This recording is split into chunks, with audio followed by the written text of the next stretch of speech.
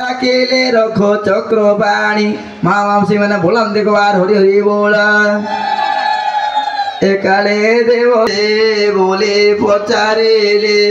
कइले ज्योतिर्मय मूर्ति मोटे निजे जंतु पते जमम मृत्युर देवता असत्य मोर निष्ठुरता असह्य बाउडी गले मोर पुरा बोला सत्यवानर प्राण पाए आसे देवी निज निजे मुई बोला देखवा हरि बोल कहिले आन बर माग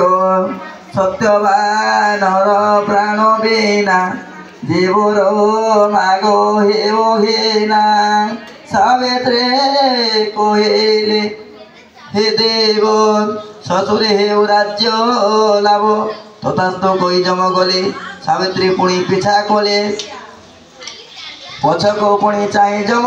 कहले मोर बड़ दुखे दोहेता दोहे कोलेता से पाए मोर बड़ चिंता मोर सुशत पुत्र जन्मी रखंतु वंश गोत्र बोलांते कबार हरि बोल।